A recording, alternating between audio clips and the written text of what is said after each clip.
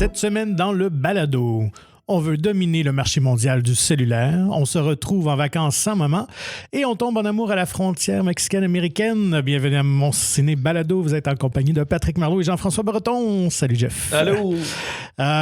Petite semaine, disons-le.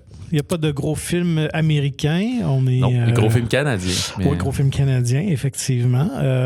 Mais somme toute une semaine assez tranquille. Oui, ce qui est intéressant, c'est qu'à part Blackberry, on a tous vu des films différents. Oui, c'est ce qui est assez rare quand même. Oui, semaine oblige. Avant d'attaquer les sorties de la semaine, petit tour d'horizon d'actu. Moi, je voulais juste revenir un peu sur la grève des scénaristes. Ouais. Comme on discutait un peu juste avant d'enregistrer. C'est qu'on dirait, on n'a pas parlé la semaine passée. Moi, ça s'en venait un peu, mais je ne l'avais pas remarqué. Puis là, toute la semaine, je l'ai entendu parler. Fait que si jamais nous sommes votre seule source d'information cinématographique, ça fait plaisir. Fait qu'on va vous mettre au jeu. En fait, comme tout convention collective, à chaque 3 ans, il y a une renégociation et un renouvellement. Mm-hmm. Mais là, ça va pas bien, comme c'était arrivé il y a plusieurs années. Là, je pense en 2007 ou 2008 dans ce coin-là. Oui, à peu près. Fait que tous les scénaristes à Los Angeles, dans la production de cinéma américain, sont en grève. Et la télé aussi, il faut le dire. Oui, dire. effectivement. Ouais. Fait que les deux enjeux principaux, c'est vraiment à cause des plateformes de diffusion, là, de streaming et toutes ces affaires-là, où les redevances sont vraiment, vraiment plus faibles, voire anémiques. Fait qu'il y a beaucoup d'émissions, de télé, de films que c'est conçu de manière à ce que tu n'aies pas des trop gros salaires, mais c'est la vie en plateforme, mais normalement qui était en DVD, en télévision, en n'importe quoi, toutes les vies subséquentes après le cinéma, qui faisait que les ayants droit recevaient de l'argent, puis c'était comme ça que c'était rentable. Fait que là, il parlait des scénaristes, mettons, d'émissions de télé ou des choses comme ça, là, d'épisodes que... habituellement, pour recevoir un 10-20 000 puis essayer de construire leur année avec ça, ben là, finalement, ils reçoivent comme 1 200 $. Fait que c'est comme... C'est vraiment des proportions qui n'ont pas rapport. Oui, c'est ça, le modèle économique avait vraiment changé parce qu'aux États-Unis, tu l'as dit, le gros enjeu, ce qui est très payant tant pour les comédiens, les producteurs, souvent les créateurs de séries, c'est ce qu'on appelle le syndication. Donc, c'est quand les émissions tombent en reprise. Mm-hmm. Donc, plus aux grandes heures d'écoute nécessairement, mais ils vont être diffusés à l'ensemble... De différents câbles. Le système américain sont achetés dans d'autres pays dans aussi. Dans d'autres pays aussi, tout ça. Et alors que là, en streaming, on ne table pas vraiment sur les réécoutes, en fait. Fait que où les chiffres sont très opaques, eux n'ont pas accès à ça. Donc, il y a une grosse perte de revenus depuis quelques années. L'achat international sur les plateformes se fait pour des bouchées de pain, là. Fait que... c'est sûr que là, tu as un Netflix ou un Disney qui diffuse à la grandeur de la planète maintenant. Donc, tu passes plus par 10, 15, 20 pays différents. Là, fait que... tu as ta propre plateforme, mais il y a quand même, les acquisitions sont quand même différentes dans chaque pays. Il y a plein de produits français qui vont jouer juste en France puis qui n'arrivent pas tous ici. Là. Ça dépend de l'entente justement commerciale que tu prends, mais c'est sûrement pas aussi exigeant qu'acheter une télésérie... pour dire je vais la jouer dans son intégralité, etc. Ou acheter les droits et la refaire, quoi que ce soit. Là. Bref, fait que ça, c'est un des enjeux. Et l'autre, c'est le ChatGPT, qu'on appelle, c'est l'intelligence artificielle. C'est-à-dire pas nécessairement de sanctionner puis d'interdire ça, parce que ça s'en vient, là, vous avez dû en entendre parler. On commence à non seulement pouvoir converser, mais créer des illustrations, créer des choses comme ça. Fait que donc, les scénarios et les affaires comme ça s'en viennent. C'est sûr qu'un scénario complet rédigé par un robot serait pas super, mais l'idée, ça serait peut-être de prendre... Tu fais écrire ta première version, là, fais-moi un drame, comédie dramatique biographique sur l'histoire du cellulaire BlackBerry avec tel genre de personnage, blablabla. Toute la fonctionnalité, c'est la manière d'écrire ta commande. Ouais. Puis après ça, tu vas juste voir un scénariste, puis tu dis, là, je te paierai pas pour un scénario, je vais juste te payer pour fine-tuner, puis puncher, puis corriger les fautes, puis faire des affaires comme ça. Fait que c'est sûr que ça s'en vient, ne serait-ce que pour des séries d'émissions, là, des épisodes d'une grande série à la Simpson ou des affaires comme ça. Fait que c'est vraiment tout de suite de réglementer ça. Je pense pas qu'ils veulent empêcher ça, mais... L'encadrer. Ouais, l'encadrer pour que si c'est ça la technique qui va s'en venir, c'est OK, mais ça prend des salaires décents, puis on va dire, t'as pas de droit d'auteur, c'est pas toi qui l'as écrit, tu sais, mais il y a aussi que l'intelligence artificielle crée rien, prend des choses, fait des melting pots, c'est pareil en visuel, là, si tu dis... je l'ai pas vu, mais il y a quelqu'un qui a fait, c'est quoi, une bande-annonce de Star Wars dans le style de Wes Anderson. Ouais, j'ai vu ça. Ouais. Je l'ai pas vu passer, moi, mais elle a pas créé quelque chose, elle a pris deux identités visuelles qui existent, elle les a mélangées, elle a pu créer les pixels qui font que l'image est ainsi faite.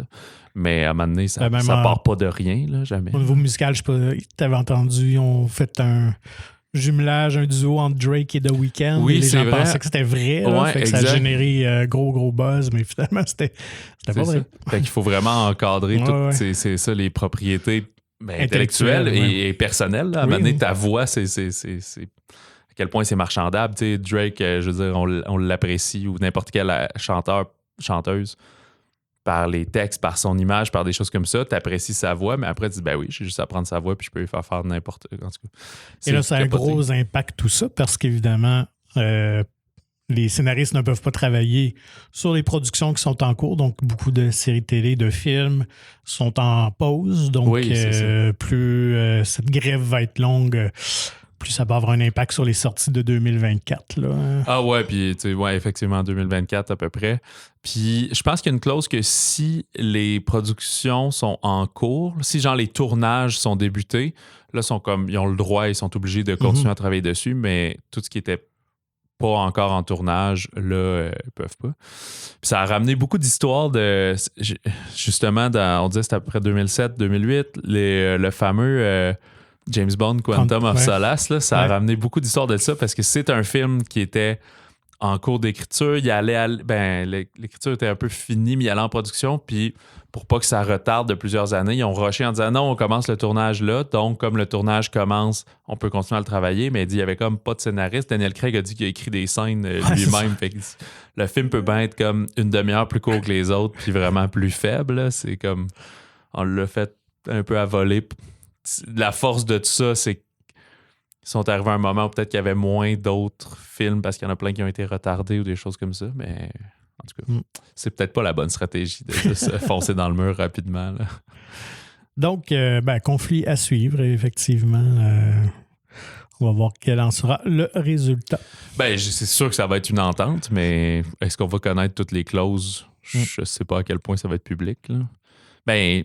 Probablement, c'est un syndicat. En fait, c'est ça. Parce qu'en tout cas, au Québec, toutes les conventions collectives, comme sont régies par le ministère du Travail, sont cautionnées par.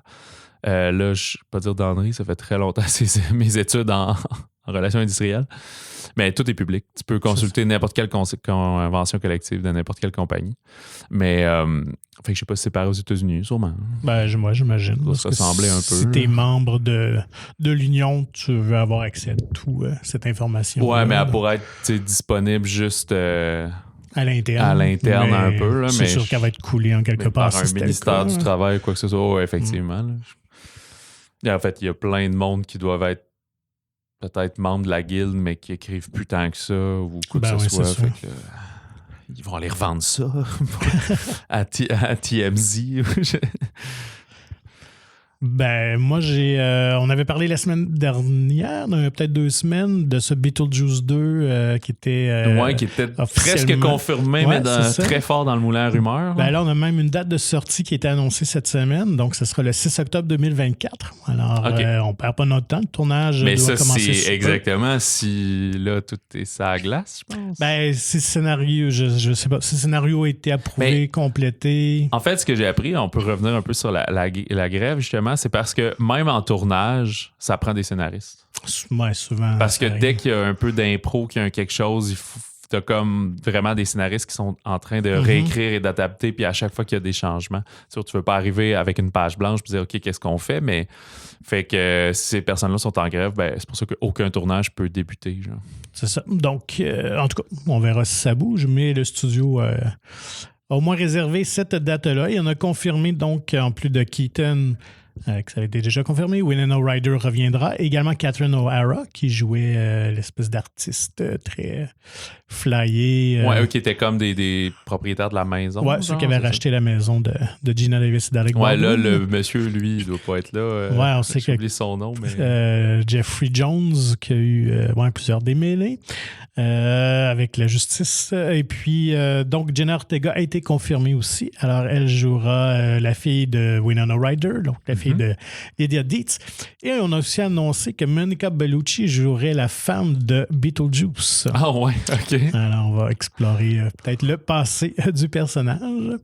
Donc, quand même un casting assez Je sais pas s'ils chouette. vont y mettre... elle peut avoir un look qui ressemble à... Comment ça s'appelait, là, la... Ephira, en tout cas, tu sais, la madame qui présentait toutes les films d'horreur, là, souvent, mais qui était plus comme dans la famille Addams. Oui. Comment c'est? Elvira, c'est ça. Mistress of the Dark. Je mélange avec Virginie et Ephira, mais en tout cas, Elvira.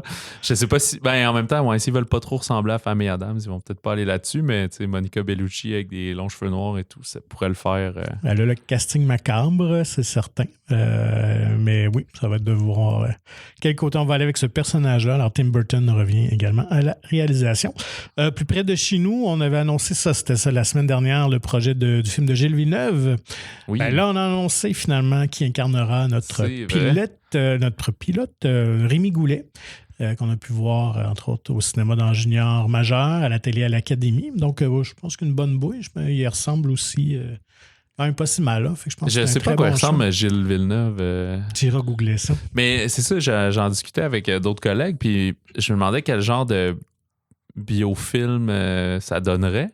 Mais Gilles Villeneuve est mort vraiment jeune. Oui. Parce que c'est ça, je pensais à... C'est Rémi Goulet, t'as dit son nom? J'étais comme, ben là, tu sais, ils prennent un gars de genre 30 ans, ils vont-tu le faire vieillir jusqu'à... Puis il est mort à comme 32, ouais, mais ça me 33, 32, là, ouais. c'est ça. Ouais. Fait que, donc... Ouais, parce que Jacques était un enfant, je pense qu'il avait 5-6 ans, même pas. Là. Donc, okay. Je m'en rappelle encore vaguement, mais je me rappelle...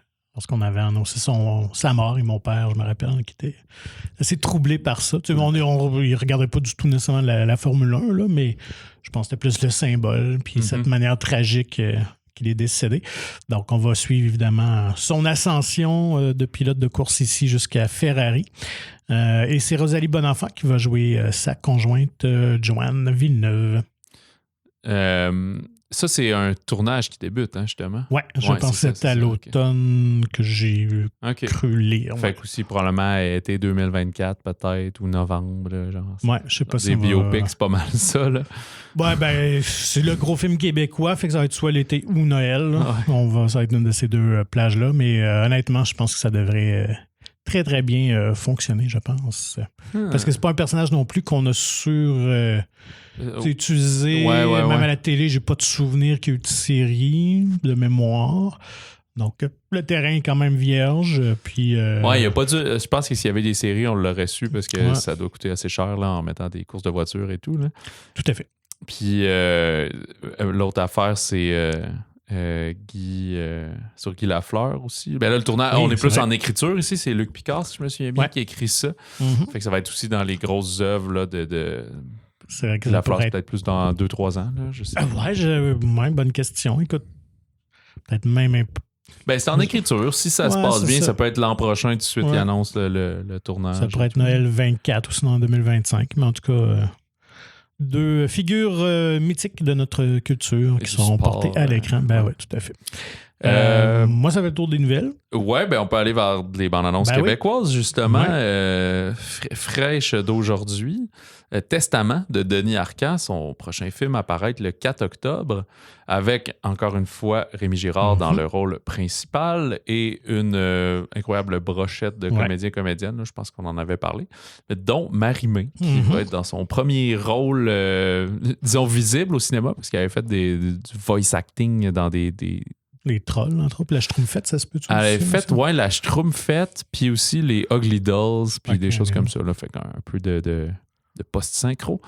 Mais sauf qu'on ne comprend pas trop son rôle. Il y a tellement de personnages dans la bande-annonce que tu vois que c'est un homme dans un ancien comment dire, penseurs, là, c'est tout le temps des hommes de lettres, là, un peu, ces personnages, qui est dans une résidence pour personnes âgées. Puis là, il y a comme plusieurs choses qui arrivent avec soit la direction de tout ça, il y aurait une peinture qui serait offensante, c'est ça, pour des Premières Nations, fait qu'il y a des manifestations, puis là, la politique s'en mêle. C'est sûr que c'est une grosse satire, évidemment, politique, comme Denis Arcand se plaît à faire. Mm-hmm. Alors, on espère que c'est effectivement son film Testament qui sera à la hauteur de ces grands films. Mais très, très curieux de voir ça. Justement, juste en termes de casting, je trouve ça a l'air assez chouette. Oui. Donc, Sophie Lorrain, en directrice du centre de personnes âgées. Okay. Mais en fait, c'est vraiment les autres, tu comprends que c'est des anciens amis, que c'est des aux ressources humaines, aux communications, en politique, mais vraiment, le personnage de Marie-Mé est très cryptique, je le sais pas. Ouais, on voit qu'il y a un rapprochement avec ce personnage de Rémi Girard, mais on comprend pas. Ça a l'air de fâcher les autres, mais qu'on sait pas c'est qui. Et peut-être même sa fille qui semble être jouée par Charlotte Aubin, parce que ça la frustre, mais je sais pas si c'est ça. Puis on voit quelques visages quand même connus là, de la filmographie de Lepage, de Arcand, donc Robert Lepage, et Yves-Jacques aussi, qui vont venir faire leur petite apparition. Donc, au mois d'octobre pour Denis Arcand et son Testament. Les Jours heureux ou Tard, version québécoise. Peut-être, j'espère qu'elle sera pas aussi toxique. Ouais. Le nouveau film de Chloé Robichaud avec Sophie Desmarais qui incarne une chef d'orchestre, une jeune chef d'orchestre qui cherche à prendre, pas le contrôle, là, mais à avoir le poste là, pour diriger je sais plus si c'est l'OSM ou autre chose. Là, en tout cas, c'est l'orchestre de Montréal, mais effectivement, je sais pas si c'est fictif ou un vrai orchestre. Mais... Puis ça sort aussi en octobre, 20 octobre, mais ça a l'air très bon, ça, avec son genre de père gérant joué par Sylvain Marcel, qui a l'air à la pousser comme un bon père sur un jeune joueur de hockey. Là. Et que ça a été fait en collaboration aussi avec Yannick Nézet-Séguin, je pense. Là, le chef d'orchestre. La direction pour s'assurer du réalisme de tout ça. Fait que j'ai hâte de voir ça dans une période charnière où il est full de stress, puis sa relation, tu vois que le personnage principal est homosexuel, est en couple avec probablement une des je sais pas, des musiciennes, je sais pas quel instrument qui joue aussi dans l'orchestre. C'est pour ça que ça me fait juste un peu peur. Là, après Tard, c'est sûr que probablement que le sujet est différent, mais on est dans les mêmes... certaines mêmes thématiques. Ouais, là, sauf que dans Tard, on avait plus du grooming, puis c'était une chef établie qui soudainement avait des problèmes. Là, c'est plus mais elle était quand même en couple avec une musicienne, le premier violon. Oui, c'est vrai. OK, puis là, en plus, elle avait des infidélités et des choses de même. Là. Je pense pas que ça va être cet aspect-là. Je pense que ça va être plus l'aspect de la carrière, un peu, puis du dernier push que ça prend pour être sur le bord de la grosse ligue. Très comme le sport, finalement. Ouais. Là, parce qu'il y a justement quelqu'un qui fait le commentaire à un certain point de dire « OK, t'es très académique, là, il faut que ça va prendre de la passion puis du guts un peu, là, si tu veux te démarquer. » Ça et... Oppenheimer, quand même, la bande-annonce officielle. Hey, je l'ai même pas écouté. Je pense que je l'ai ouvert sur un onglet, puis dans une multi-onglet. On en voit plus et on voit... Elle explose-tu, la bombe? On gardera le punch. Mais non, ça a l'air vraiment très, très bien. On doit voir un peu plus de tous les fameux 92 comédiennes sur la film. On comprend que Downey Jr. joue probablement une espèce de sénateur. Ça doit être un vrai personnage parce que c'est inspiré d'une vraie histoire. Là. Mais je sais pas si c'est McCarthy ou en tout cas une espèce de sénateur là, un peu pitbull. De ce que je comprends, il semble y avoir des séquences en noir et blanc aussi. Fait que je pense que ça va être un petit peu éclaté au niveau visuel. Mais oui, on voit vraiment que l'armée recrute tous ces têtes pensantes-là, ces scientifiques-là. Puis on va construire cette petite ville fictive dans le désert là, pour qu'ils travaillent là. Mais ils vont être amenés là sans savoir quand est-ce que leur travail va prendre fin. Fait que, c'est quand même assez intéressant à ce niveau-là. Là. Fait que ça va être évidemment différentes personnalités assez fortes. On voit même Albert Einstein qui est joué par c'est un acteur Conti, je pense dans les années 80. Là, il avait joué dans After Hours de Scorsese. En tout cas, c'est ça. C'est un visage peut-être qui est... Ah oui, peut-être, là, mais tu n'as jamais grande connard. Non. Mais non, il ressemble assez bien. Donc, fait qu'allez voir ça si ça vous intéresse. Le film promet je vais très bien. Pas le regarder. Je sais que je veux voir le film, ce fameux... cet ovni, cet obus. Cet obus-là de 3 heures qui sort le 21 juillet. En tout cas, la reconstruction historique a l'air, évidemment, très, très haute, comme Nolan sait si bien le faire. Ça doit être dans les biopics les plus dispendieux, drames biographiques à genre 100 millions de dollars. Ouais. Et dans un genre qui est en train de peut-être me débiliser tranquillement, The Meg 2. Ah, toi, moi aussi, je peux aller le voir. Je sais pas. Des fois, ça arrive que dans ma tournée de YouTube ou je sais pas quoi, les bandes annonces pop à un moment inopportun. Fait que je fais OK, je vais regarder ça plus tard. Puis d'autres fois, j'ai vraiment le temps. Fait que souvent, c'est là, je vais l'écouter tout de suite. T'sais. Puis je me souviens d'avoir vu le 1 pas au cinéma, je l'avais vu par après. Ouais, moi aussi. C'était pas si mauvais. Honnêtement, c'était comme un plaisir coupable. Mais c'est exactement ça. Puis je pense qu'ils répètent la formule ici en... avec des plus gros requins. Oui, c'est ça. Dans plus gros encore, plus de problèmes. Je pense qu'il y en a plusieurs. Puis on sort à la même période, là, début août. Fait qu'on se dit, regarde, si on a eu un succès à ce moment-là, on va pas essayer. Des fois, c'est le problème des films. Tu fais ton premier a beaucoup de succès, tu arrives à ta suite, tu dis hey, on avait eu du succès en février, c'était inescompté, Deadpool avait fait ça. Là. Fait que finalement, le deuxième, on le sort plein juillet, d'un blockbuster, en 2 semaines, en 2 Transformers, puis là, soudainement, ça passe ou ça casse, alors que tu avais une petite plage un peu bizarre bien à toi. Fait que moi, je respecte ça de plutôt dire non, nous autres, notre place, là, notre film de plage puis de requins, ça se passe au mois d'août. Fait que je peux pas dire que je suis très excité, là, mais je vais peut-être... en fait, je vais visiblement aller le voir au cinéma, celui-là. Oui, parce que c'est le genre de film que ça prend toute une autre dimension grand écran, là, veut pas, là, avec ces scènes d'action démesurées et tout ça. Donc, mais la ligne est mince, comme tu sais que je suis en train de développer une grande passion pour Rapide et Dangereux, mais tu sais, la ligne est mince entre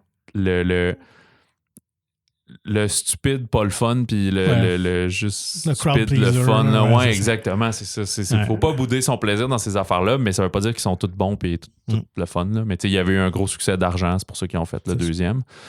Fait que 2 gros films d'action pour Statham cet été. Là, dans Rapide et Dangereux, il y a un parmi tant d'autres. Mais il sera quand même dans The Expendables 4 en septembre. Donc, ça, tu vois, ça, j'y crois pas. Qu'on verra quand on aura des images. J'avais vraiment adoré le 2. Adoré, c'est un grand mot, aimé. Autant que le 3 m'avait laissé un peu de glace. Là. Ils sont toutes mêlés dans ma tête. Je sais pas vraiment. Mais le 2, c'était avec Chuck Norris. On avait le fameux cameo de Chuck. Et finalement, on voyait quand même Stallone et Schwarzenegger dans des scènes d'action ensemble. Alors que dans le premier, c'était juste la petite séquence à l'église. Tandis que puis c'était Jean-Claude Van Damme, le méchant dans le 2, si ma mémoire est bonne, qui faisait un bon méchant. Non, ça, c'était pas dans le 1. Puis dans le 3, c'était Mel Gibson, qui était un peu trop sérieux, je pense. Puis il y avait Harrison Ford aussi, qui venait remplacer Bruce Willis. En tout cas, mais c'est-tu après que Stallone et Schwarzenegger ont fait leur film où ils s'évadent de prison ensemble? Là?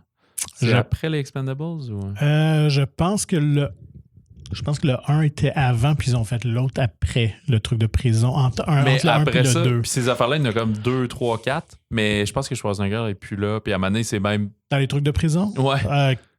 Stallone est peut-être là dans les 2-3, puis à un moment donné, c'est même plus eux, puis c'est juste tout le temps du monde. Très bien, puis je sais même pas s'il était dans le 2, honnêtement, mais peut-être qu'il y a comme un... Au lieu d'être des heist movies qu'il faut rentrer dans une banque, c'est juste faut sortir de prison, puis c'est juste ça l'excitation du film. Là. Ouais, non, puis ça a été une déception quand même. C'est ça. On s'égare, mais quand même. C'est moi qui nous part là-dessus. Moi, ce que je trouvais, c'est que j'étais content, je me rappelle... d'avoir été voir le film, d'être content de les voir ensemble. C'était comme le fantasme. Des Expendables, ça? Non, de Escape Plan. Escape Plan, je pense. Ça. Parce qu'Expendables, évidemment, Et, comme je disais, il avait juste partagé une courte scène ensemble, donc ça avait été, c'était le fun, mais c'était un peu décevant. Mais Escape Plan, c'est que ça arrivait juste trop tard dans leur carrière. Là, ils étaient quand même pas mal plus âgés. Je pense qu'aucun des deux t'es voit en chest parce que... Ben oui, ils sont plus. C'est ça. Surtout que Schwarzenegger, une période là, qui était un peu moins peut-être en forme. Ben, j'imagine qu'il était gouverneur. C'est ça. Donc, fait que ça aurait été le film sorti en 90, tout le monde aurait capoté, mais là, ça a comme sorti un peu. Voilà. C'était pas. Pour en finir, il y a Dolph Lundgren qui ça, c'est dans l'Expendables. Ouais, mais il vire méchant c'est-tu dans le premier? Je pense que c'est dans le 2, mais non, je pense qu'il y en a un, effectivement, mais c'était semi-méchant, là, parce que c'est vrai que c'est le 2 qui est comme le meilleur de cette franchise, là. Ben, c'est une franchise, je mets des guillemets radiophoniques parce que c'est pas si iconique que ça, mais en tout cas. Mais tu vois, finalement, Rapide et Dangereux le fait à cette heure d'avoir eu The Rock, puis Statham, puis tout ce beau monde, puis Diesel, puis tout ce monde-là ensemble, genre. Ouais. Fait que, bref. Allons avec les sorties de la semaine. Moi, je vais tout de suite avec mon coup de cœur, qui j'imagine va être le tien aussi. Allons-y avec Blackberry de Matt Johnson. Oui, bien sûr. Matt Johnson, je ne connaissais pas cette chèvre. Je savais pas c'était qui, mais c'est un comédien, scénariste, réalisateur canadien. Fait que j'ai vu qu'il y a une émission de télé, mais je sais pas si c'est comme un poste de TV ou une émission web ou quelque chose comme ça là, qui s'appelle c'est quoi Nirvana de Ben de Thor ou un truc comme ça là, qui l'a fait assez connaître. Mm-hmm. Ben oui, mais je pense qu'il reste assez niché, moi, honnêtement. Oui, c'est ça, mais je pense que c'est peut-être dans l'humour Canada anglais. Ouais, puis même genre Toronto. Ouais, là, c'est ça. Fait que, puis c'est ça, une couple de films, mais c'est vraiment ça qui l'a fait qui l'a apporté jusqu'à nous, finalement. Fait que Matt Johnson réalise, co-scénarise et joue aussi dans le film. Mais les personnages principaux sont joués par Jay Baruchel, justement, le Montréalais anglophone, et Glenn Howerton, qui lui, je pense, c'est un Américain, pas sûr. Connu pour It's Always Sunny in Philadelphia, entre autres.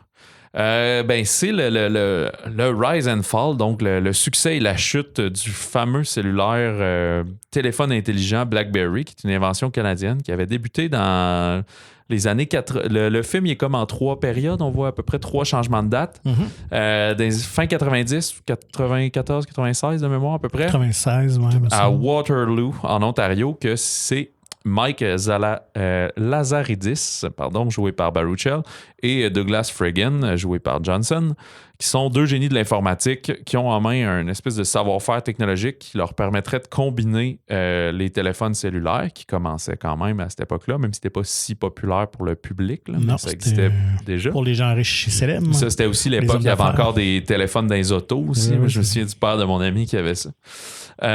Puis un ordinateur, dans le fond, donc de combiner les courriels et ça, puis vraiment sur le but de rejoindre, je pense, les hommes d'affaires quand même. Ouais. Et sauf que financièrement, ils sont un petit peu tout croche. Leur compagnie s'appelle déjà Research and Motion, mais c'est plus des whiz que des hommes d'affaires. Que des hommes d'affaires, exact. Puis finalement, vient à eux ce requin-là, Jim Balzilli, qui va s'associer avec eux à condition d'être CEO, donc président de la compagnie. Lui, qu'il rêve de grandeur, de richesse, de prestige. Il y a quand même une façon de faire, mais il veut le succès plus que juste créer la technologie. Fait que ce que tu comprends, c'est que dans la compagnie, tu as d'un bord ceux qui développent les technologies, puis l'autre qui pousse pour la mise en marché, la vente, puis le bien paraître, puis toutes ces choses-là. Fait que ça travaille un peu avec 2 silos, puis tout ça va chier parce qu'ils vont faire chacun des affaires un peu de leur bord, ils vont être obligés de faire des concessions qui vont nuire au téléphone, et surtout, ça va être éventuellement l'arrivée du iPhone lui tient toujours. Fait que BlackBerry a fini par fermer, mais ça fait pas si longtemps que ça, considérant que le gros crash et tout, ça fait comme 10 ans à peu près que c'est fermé. Pourtant, ça fait très longtemps que j'ai pas vu un BlackBerry. J'aurais dit plus 15 ans, mais bon. Ouais. C'est peut-être juste moi. Fait que, tu sais, on spoil un peu, il reste plein de choses à découvrir, mais je veux dire, c'est une histoire vraie, là. Vous savez qu'il n'y a plus de BlackBerry. Oh, tiens. Il fallait parler de cellulaire pour être interrompu par un appel. En gros, c'est ça, ouais. Fait que je dis, on spoil un peu, mais c'est une histoire connue, mais il y a quelque chose de très cool là-dedans. Ça reste que c'est un film. C'est adapté d'un roman qui s'appelle Losing the Signal, The Untold Story Beyond l'extraordinaire Rise and Fall du Blackberry. Puis, mais tu sais, on a grossi certains personnages, je pense. Ça n'est pas effectivement l'histoire pour du cash. Ce que Johnson a dit en entrevue, c'est qu'ils ont gardé de vrais événements, mais ils ont vraiment brodé une histoire alentour de ça. Ça demeure un film. Donc, on a combiné plusieurs personnages, plusieurs événements. Et ça se veut quand même, il y a un côté très tragicomédie. Il y a quand même beaucoup d'humour. Un peu imbécile heureux des fois. Oui, c'est ça. Puis, mais c'est un film qui est vraiment bien écrit, de très bons dialogues. Dans la réalisation de Johnson aussi, on a un style qui rappelle beaucoup The Office, là. Espèce de faux documentaire, caméra à l'épaule. Des zooms sur les réactions des gens. Ouais, c'est ça. Là. Fait qu'on sent quand même parfois des malaises. Donc, moi, j'ai vraiment, vraiment apprécié. Et porté par deux comédiens, Jay Baruchel, méconnaissable avec sa perruque blanche qui est très drôle. Et surtout, la révélation, c'est ça, c'est Glenn Howerton en Jim Balsillie qui joue avec une intensité assez remarquable, là, avec très caractériel. Et pour les amateurs d'histoire, on se souvient qu'à l'époque, Jim Balsillie avait tenté à maintes fois de mettre la main sur une équipe de hockey pour la déménager à Hamilton. Donc, c'est traité dans le film aussi. Là, il voulait une deuxième équipe en Ontario. Ouais, lui, c'est un gros tripeux de hockey. Puis, exact. Moi, je me souvenais beaucoup de la passe des Coyotes, genre 2009-2010. Mais là-dedans, on parle plus d'une des premières fois avec les Pingouins en 2006, quand Mario Lemieux voulait vendre. Puis en lisant, même entre les deux, il y a eu une fois avec les Prédateurs de Nashville, donc en 2007, je pense. Mais je pense que c'est un melting pot de ça. Ils ont mis les Pingouins dans le film, mais il y a certains événements, le fait que ça a été su qu'ils voulaient la déménager, là, ça, c'est arrivé plus tard, mais ils ont comme tout mis ça ensemble. Comme on dit. Puis Howerton, c'est vraiment... lui, il a des cheveux, là, il a une grosse crinière. J'ai entendu en entrevue, même quand il était jeune, au primaire secondaire, il se faisait appeler Curly, là, genre frisou, mettons. Là, parce qu'il a dit que c'était une perruque ou il a rasé? Il a rasé, puis il a dit... Il prend des cuts. Ouais, puis j'ai vu en entrevue, c'était cool, c'est une entrevue avec Baruchel, Johnson puis Howerton, les trois ensemble, fait qu'il y avait beaucoup de réparties. Puis...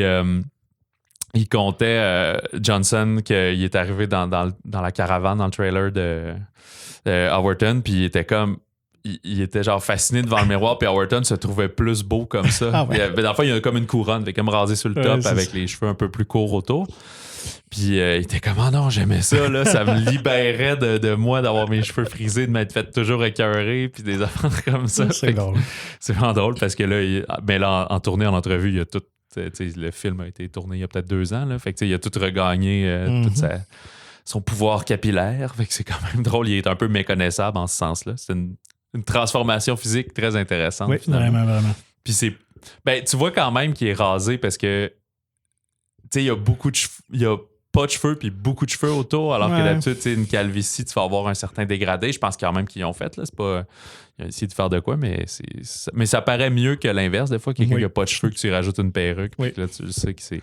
c'est sûr que justement, dans le cas de Baruchel... c'est plus parce que ça marche, mais je veux dire, c'est parce que tu le connais, puis tu le sais que c'est pas ça, sa coupe de cheveux. Puis en plus, ses cheveux blancs de même... Écoute, peut-être qu'à cet âge-là, c'était le cas, là, Steve Martin a eu les cheveux blancs très jeunes, mais c'est sûr que ça clash parce qu'on sait qu'il a encore les cheveux très, très bruns, là, puis il paraît jeune, mais... c'est ça, correct, je ne sais pas le vrai Lazaridis. Je peux aller voir de photos non plus, je ne sais pas. D'ailleurs, lui, il n'a pas vu le film, puis il ne planifie pas de le voir, je pense qu'il est je sais qu'il n'est pas traité en héros dans ce film-là. Ouais, c'est ça. Puis, mais Balsillie, lui, l'a vu, puis il a trouvé ça très drôle, mais comme il a dit, il faut le prendre comme une comédie noire, là, une satire, parce qu'il dit qu'il y a beaucoup de choses... Même parce qu'on le fait on le fait paraître vraiment comme un méchant puis un salaud qui a comme brisé des lois, propre tout ça, agenda qui aurait aussi, pu puis qui aurait pu aller en prison, tout ça, mais finalement ça c'est vraiment inventé pour le film, mais ça fonctionne. On a une trame narrative quand même intéressante, une tension, là, tout ça. Puis Johnson, il disait que lui, il n'a pas écrit de comédie. C'est juste que Ben, il y a le film et le résultat de ce qu'il voulait, mais il dit, moi, j'ai pas écrit des blagues. Je suis pas arrivé non plus en scène puis dire, OK, ça, c'est une scène plus dramatique, les gars, il faut la jouer plus intense, puis celle-là, là, c'est plus funné, lâchez-vous là. C'est pas... Il en a fait beaucoup d'émissions comiques, d'affaires comme ça, mais ce film-là, je l'ai pas attaqué comme ça. Mais la comédie, ça fait partie de tout. Ça fait partie des dialogues, ça fait partie de choses comme ça. Puis c'est au montage que ça a popé. Il a dit à son monteur, ben, si tu vois des choses drôles, ben là, il faut quand même que tu le tamises un peu, là, pas que ça devienne... juste une plaisanterie, tout ça. Là. Mais c'est ça, de filmer des réactions des gens, des choses comme ça. Il y a une certaine scène où, à un moment donné, justement, là, tu sens que Research in Motion s'est rendu vraiment gros, là, un gros quartier général et tout. Puis...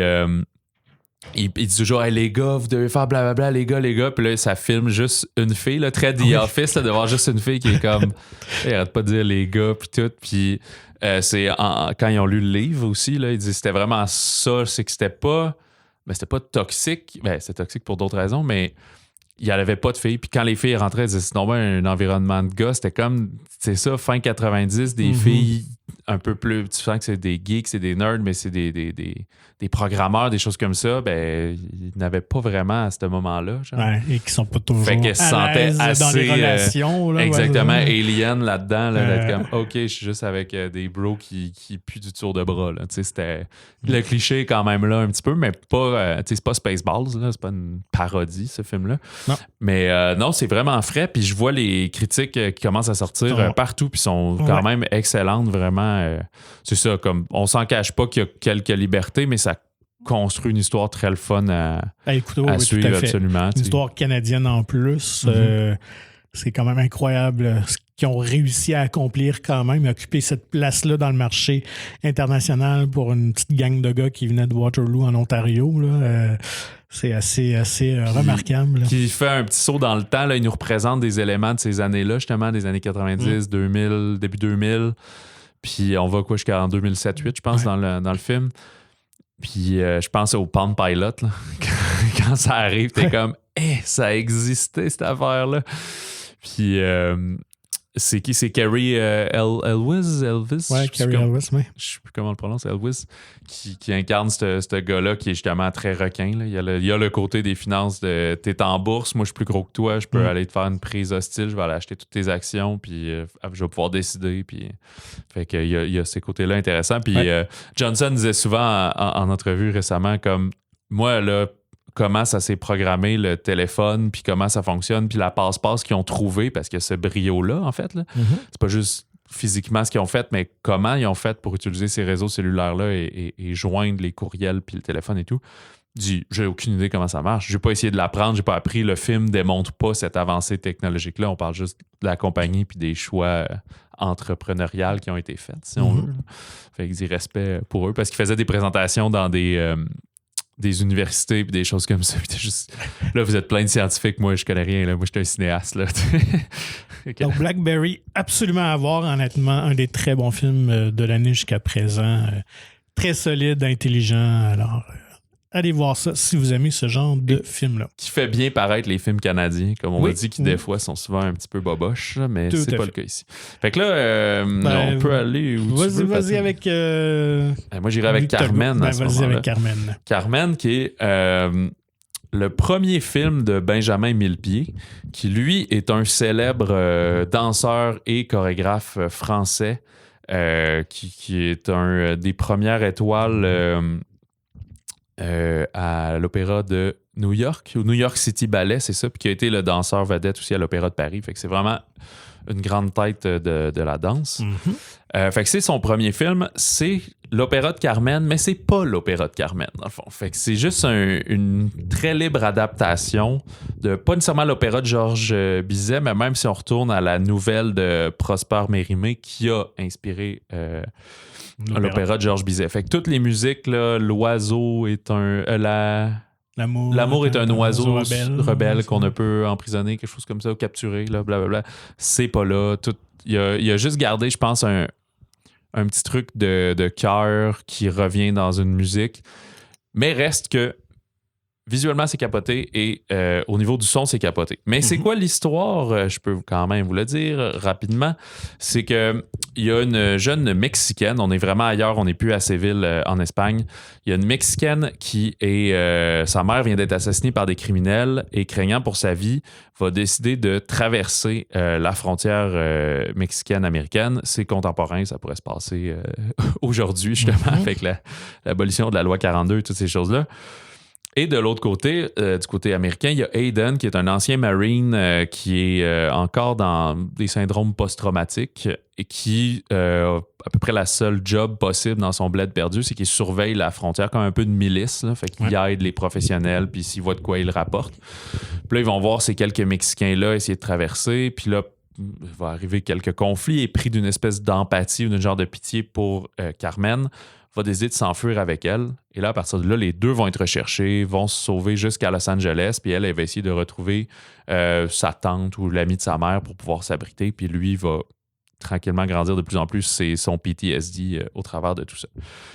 Fait que c'est un peu un film, c'est un film, mais ça ressemble un peu aussi à un opéra ou une pièce de théâtre. Fait que c'est comme un peu entre les deux. Pas exactement comme aller voir une pièce de théâtre filmée, mettons. C'est pas un huis clos, on est dans plein de c'est pas des faux décors non plus. C'est quoi tu dis? Il n'y a pas de faux décors non plus. Non, c'est ça. On est vraiment dans le désert, souvent, des fois dans des bars, des choses comme ça. Fait que c'est quasiment un road movie un peu à certains moments. C'est pas une comédie musicale non plus. Il n'y a pas des chansons puis de la danse à toutes les 10 minutes. Ça prend quasiment 40... C'est un film de 2 heures. Ça prend peut-être 45-50 minutes avant que ça commence à avoir des chorégraphies de danse. Puis j'ai souvenir, Paul Mescal chante une chanson, là, guitare-voix, un peu très folk. Je me souviens même pas si c'est Melissa Barrero, si elle chante. Rosy de Palma chante une chanson. Sinon, c'est plus musical que chanté. Fait que c'est beaucoup axé sur la danse, un genre de... que je pourrais pas décrire, je connais pas assez la danse, un genre de ballet, danse contemporaine, quelque chose comme ça. Je les ai nommés un peu, mais les comédiennes, Melissa Barrera qui fait... Carmen, on l'a vu en musical dans In the Heights, mais dans la série Scream, c'est elle qui est la fille de... La nouvelle héroïne. Oui, c'est ça. Et Paul Mescal, qu'on a vu récemment dans After Sun, qui a mérité d'ailleurs une nomination aux Oscars comme meilleur comédien, mais surtout connu pour, à la télé, la série Normal People, et qui va être dans Gladiator 2, on l'avait nommé. Et Rosy de Palma, qui est une actrice espagnole qui a été découverte par Pedro Almodovar, fait qu'elle a joué dans presque tous ses films, qui est aussi une actrice, on dit polyglotte, multilingue, en tout cas, elle parle plusieurs langues, dont le français, mais pas dans ce film-ci. En fait, justement, c'est moitié anglais, moitié espagnol, le film. Okay. Fait que je crois que c'est juste disponible en version sous-titrée, il n'y a pas de version française comme telle. Mais la musique, j'ai oublié Nicolas, j'ai-tu noté? En tout cas, celui qui a fait la musique, c'est vraiment bon, c'est vraiment puissant.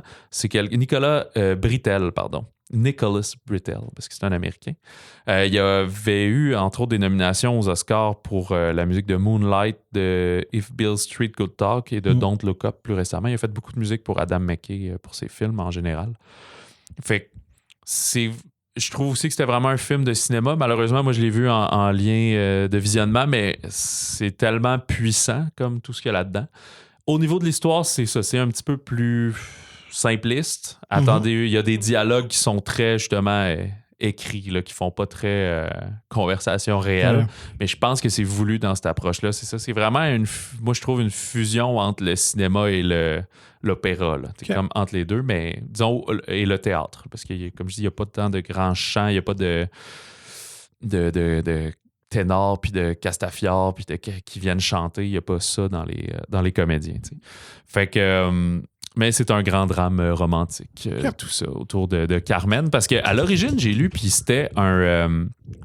quand ça a commencé, quand Bizet a décidé d'adapter cette histoire-là, de faire l'opéra, ça, comme en 1845, ou peut-être 1875, un petit peu après l'écriture de la nouvelle, ça a vraiment mal passé là, à la... c'était pas l'Opéra de Paris, c'était la comédie dramatique, quelque chose comme ça. J'ai oublié le nom, je m'en excuse à tous ceux qui savent ça, là, mais une importante place à Paris. Puis c'était full mal perçu parce que ça traite vraiment comme des mœurs, puis d'infidélité, puis des choses comme ça. Fait que C'était des thématiques controversées. Oui, exact. Puis les gens aimaient pas ça du tout. Ça a pris... il en est même mort, Bizet, après à peu près 30 représentations. Okay. Je pense pas qu'il jouait dedans. Peut-être qu'il dirigeait, je sais pas. Puis il est fini par décéder, tout ça. Fait que c'est devenu un succès posthume. C'est qu'après ça, je pense que quelqu'un a repris la pièce. Quelques années plus tard, l'a amené, je pense, à Bruxelles. Peut-être que les mœurs étaient plus ouvertes. Là, c'est devenu un hit. Puis là, on a reconnu aussi le génie de la musique qu'il y avait derrière. Okay. Fait que c'est devenu... Je pense que c'est l'opéra le plus joué, qu'il disait, que j'avais lu quelque part. Ou du moins, l'un des plus joués. C'est ça. Fait que c'est un succès posthume que Bizet. C'est pour ça qu'il n'a pas fait grand-chose d'autre par après. Déjà, je pense qu'il galérait un peu avant d'arriver là-dessus. Fait qu'il fait partie de ces artistes un peu tourmentés qui n'ont jamais eu le succès de leur talent. Voilà, puis fun fact que j'ai appris, en fait, Benjamin Millepied avait aussi fait la fameuse chorégraphie de Black Swan, tout le film de Darren Aronofsky des années 2012, je pense. 2010 à peu près, peut-être. En tout cas, dans ce temps-là, c'est lui qui avait fait, qui avait chorégraphié ça. Puis c'est là qu'ils ont rencontré Nathalie Portman. Je savais pas, puis c'est son mari. Ben oui. Je savais qu'elle était mariée, mais je savais pas que c'était avec lui. Puis ils sont encore ensemble, puis ils ont 2 ans. Fait que ça, c'était la chronique Potin, mais Potin 10 ans en retard. Ben oui, elle a brisé mon cœur. Mais bon, ça, c'est pour une autre histoire. Fait que, en parlant d'une autre histoire, toi, quel film t'as vu cette semaine? Ben, moi, je suis allé voir dans un film de tout autre registre, Un plaisir coupable, 10 jours encore sans maman de Ludovic Bernard, avec Franck Dubosc. Je dois avouer que j'aime bien ces comédies. Souvent très familiales. T'en étais déjà confessé. Ouais, je pense qu'il est probablement son film de l'an dernier. Habituellement, il y a toujours un bon rythme, toujours une comédie par année. Ces comédiens-là, comme dit en France, il y a beaucoup de productions. Fait que oui, il en tourne 1 ou 2 par année. Puis c'est une facture très américaine, très slapstick aussi, là, dans ce style-là. Là, ça peut être très bien fait. Prendre des fouilles en ski. Ouais, tout ça, évidemment. Là, fait que, mais ça dans les années 80 avec Chevy Chase ou Steve Martin, ça aurait passé. Là, fait que c'est très accessible, justement, moi qui aime pas toujours l'humour français, qui aime pas l'espèce d'humour français, espèce de farce ou très dîner de con puis ces affaires-là. Là, j'ai bien de la misère avec ça. Quand c'est trop théâtral, fait que peut-être que moi, ça me rejoint plus justement là, quand c'est plus un nord-américain dans la facture. Donc, on retrouve le personnage de Franck Dubosc qui est dans le premier film 10 jours sans maman, qui a connu quand même un bon succès. Alors, c'est une famille avec le père de 4 enfants qui perd son emploi. Et puis, on va se retrouver à la maison avec 4 enfants, 2 ados, un pré-ado puis un jeune qui ont beaucoup de caractère, disons ça comme ça. Okay. Et puis, finalement, à la fin du premier film, il acceptait son rôle, finalement. Là. Mais sa femme, c'est la mère des enfants. C'est la mère des enfants. Et, donc, c'est elle qui travaille à côté. Elle est avocate, je pense. Oui, c'est ça, tout à fait. Donc, dans cette suite, alors on retrouve la famille qui doit partir en classe de neige dans un beau resort style Mont-Tremblant dans la région de Courchevel. C'est dans des Alpes. Oui, tout à fait. Mais évidemment, la mère dont la carrière va plus ou moins bien se fait finalement offrir un contrat, en fait... pour une cause, ouais, plutôt, merci. Donc, finalement, à la dernière seconde, alors qu'elle arrive pour embarquer dans le TGV, elle va décider de rester parce que pour elle, c'est comme une dernière chance là, de traiter d'une grande affaire qui va peut-être pouvoir lui permettre de travailler dans un grand cabinet d'avocats, parce que là, pour l'instant, elle a sa petite business qui fonctionne plus ou moins. Donc, évidemment, Franck Dubosc se retrouve seul pendant quelques jours. Lui qui pensait avoir la coulée douce. Effectivement. Donc, évidemment, ça va être le bordel, parce que c'est pas un père qui a une grande autorité, on doit dire ça aussi. Okay. Donc, écoute, c'est ce que c'est. Des gags très visuels, mais quand même des personnages qui sont attachants. Surtout le jeune comédien, honnêtement, qui joue le personnage de Jojo, là, qui est joué par Evan Paturel. Vous allez tomber en amour avec lui. Là. Il y a un petit peu plus de place parce qu'il est rendu un peu plus vieux, peut-être 5-6 ans, 6-7 ans. Fait que voilà. Moi, je trouve ça sympathique, honnêtement, ça me fait rire. C'était ce que tu pensais que ça serait, donc tout à fait. Si vous voulez un divertissement très léger, une bonne comédie familiale à voir avec vos enfants, C'est certain qu'ils vont trouver leur compte, ils vont rire. Seul questionnement, peut-être que ça aurait été plus pertinent de sortir ça cet hiver. Oui, parce qu'ils font du ski comme... du ski, fait que voir ça au mois de mai, ça va être un petit peu moins tentant, là, je dois l'avouer. Ça aurait été peut-être mieux de sortir ça en février. Ou même en mars, ça aurait plus passé. Ouais, c'est ça. Mais bon. Mais donc, si vous êtes amateur de Franck Dubosc et de ses comédies, c'est dans la continuité de tous ces autres trucs. Et honnêtement, je me rappelle plus de son autre série aussi. Là. Je sais pas où c'était chaque membre de la famille tombait dans le corps de l'autre et tout ça. Là. Oui. C'est sorti il y a quelques années. Mais il y en a eu plusieurs de ça ou juste un film? Je pense qu'il y en a eu peut-être eu 2 de mémoire. Ou c'est pas un genre de Freaky Friday. Là, ouais, c'est ça. C'est le genre de faire, comme celui-là aussi, 10 jours encore sans maman, qui pourrait être très, très bien adapté aux États-Unis. Là. Fait que peut-être juste une question de temps aussi avant que ça se fasse. Mais d'ailleurs, c'est une adaptation d'un film argentin. Ouais, ok, c'est ça, je me demandais. Le premier, c'était l'adaptation. Puis là, eux, il y a la suite. C'est parce que t'as des droits légaux encore à l'original, mais personnage et tout. Le deuxième est une histoire créée pour le personnage de Dubosc. Qui était d'ailleurs déjà conçu lors du tournage du premier film. Je pense qu'ils ont eu vraiment un plaisir à tourner ça. Et vu le succès, on a tout de suite embarqué dans la scénarisation et production de cette suite-là. J'ai vu, c'est un film beaucoup plus niché. Là. Je sais qu'il est... je pense à Québec, il est au cinéma Leclerc, puis je pense qu'à Montréal, il est au cinéma du Parc, je crois. Peut-être au Beaubien, en tout cas, à vérifier. Fait que oui, une distribution très limitée, mais c'est je dirais un drame romantique, Joyland, qui nous vient du Pakistan, de Saïm Sadiq, qui signe son premier long-métrage. Puis d'ailleurs, le film est toujours, même si il a passé à Cannes en 2022, il a gagné le Grand Prix dans Un certain regard. Mm-hmm. Il a gagné la Queer Palm. Mais évidemment, au Pakistan, le film est toujours interdit. Il ne peut pas être projeté là-bas. Il est prophète dans son pays. Je veux dire, s'il gagne la Queer Palm, vous allez voir où ça s'en va. Mm-hmm. Dans Joyland, on suit le discret et timide Haider qui vit dans une petite maison à Lahore, au Pakistan, avec sa femme, son père à lui, son frère et la femme de son frère, puis leurs 4 enfants.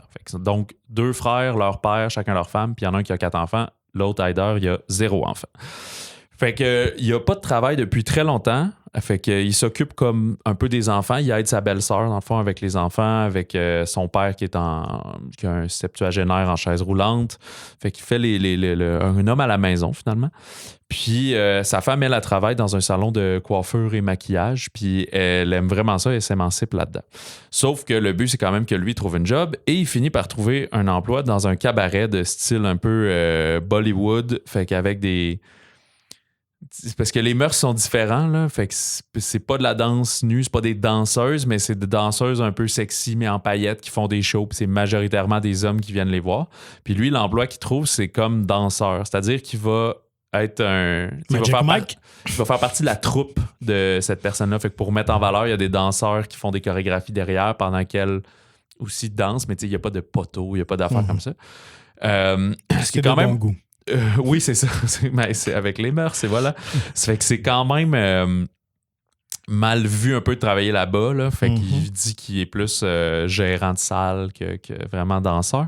Mais la particularité encore, c'est que ça va y prendre un certain temps, mais réaliser que la danseuse pour laquelle il travaille est une femme transgenre, en fait. Donc, était anciennement un homme.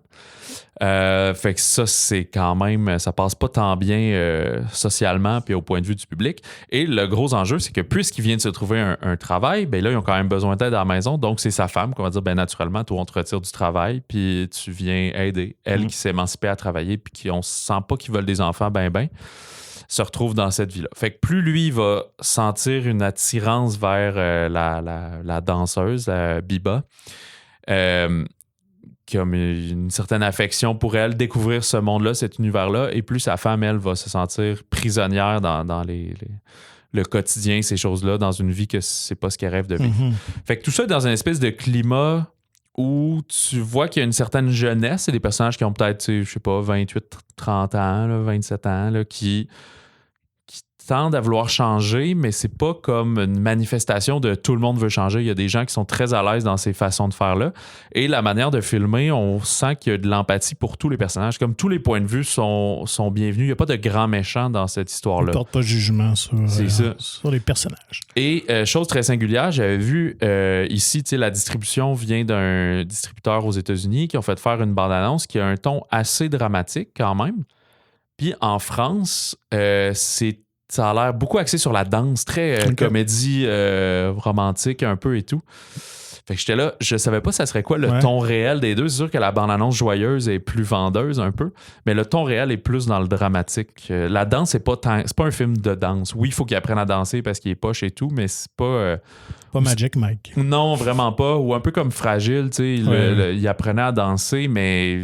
C'était pas pour faire du gros show-off, puis c'est pas ça qui est excitant à regarder dans le film. C'est un peu pareil ici, il y a quelques séquences qui sont bien filmées et tout, mais c'est pas c'est ça, là, c'est pas comme il rêve d'être un danseur depuis c'est vraiment les relations entre les humains. T'sais.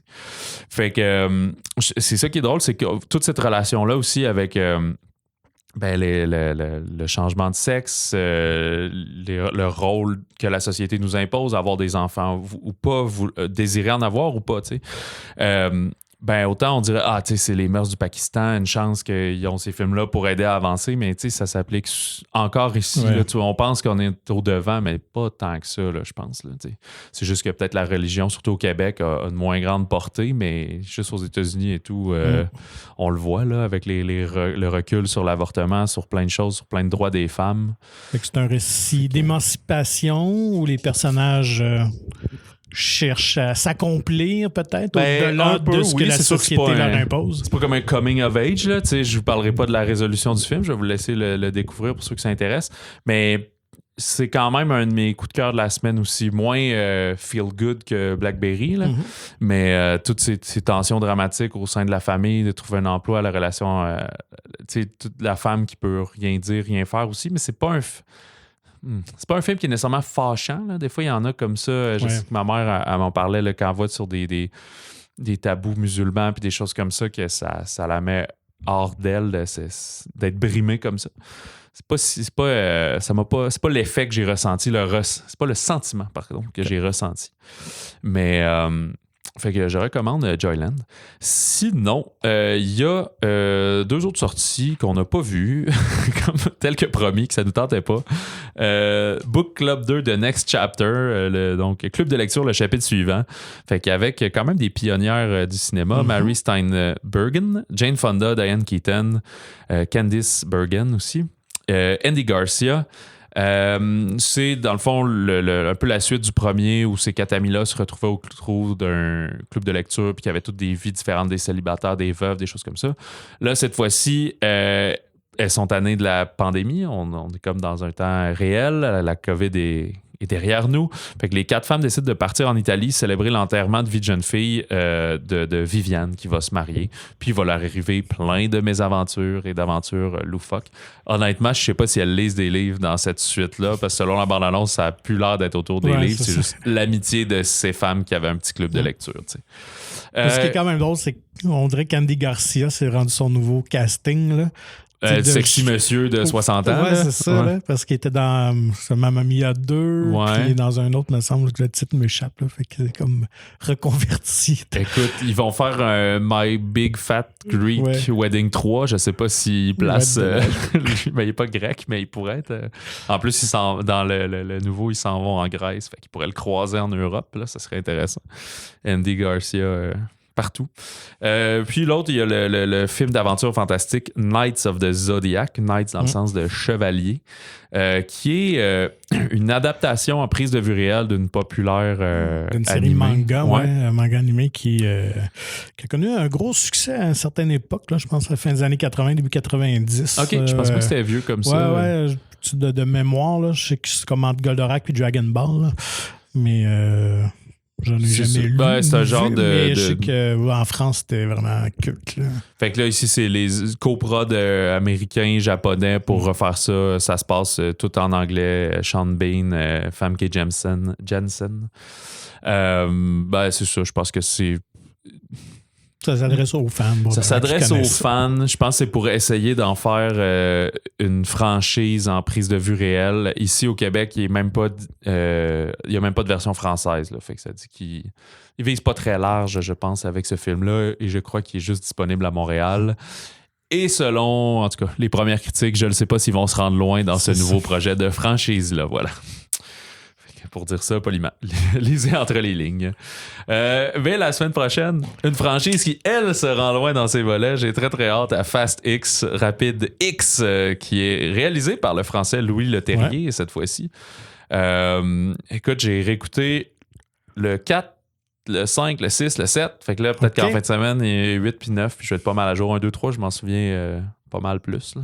Ouais, moi, je suis dans le dilemme. Est-ce que je les réécoute ou en partie? J'ai pas vu le précédent, fait qu'assurément, oui, je vais l'écouter. Je pense qu'il serait intéressant parce que Cypher fait toujours partie des méchants, là, donc Charlie Theron. Hey, je vais vous préparer, c'est ça que je vais faire. Je vais préparer un beau là, résumé comme un soap opéra de qu'est-ce qui se passe, qui meurt, qui revient, qui comme excellent. Ça, pour être à jour. Ouais, c'est ça, je vais faire ça. Ça va me prendre...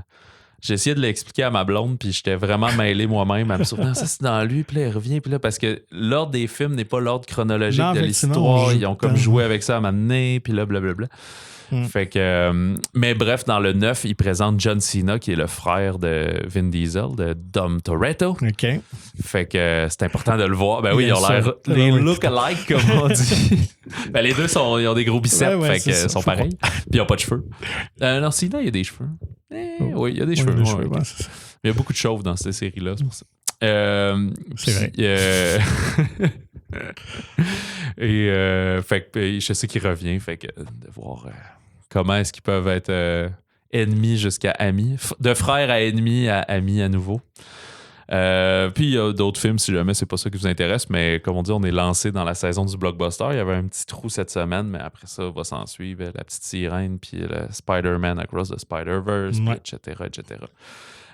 D'ici là, écrivez-nous comme d'habitude balado au singulier @monciné.ca et procurez-vous gratuitement le magazine Mon Ciné qui est disponible en version numérique ou physique dans votre cinéma favori avec Indiana Jones en couverture, comme on disait.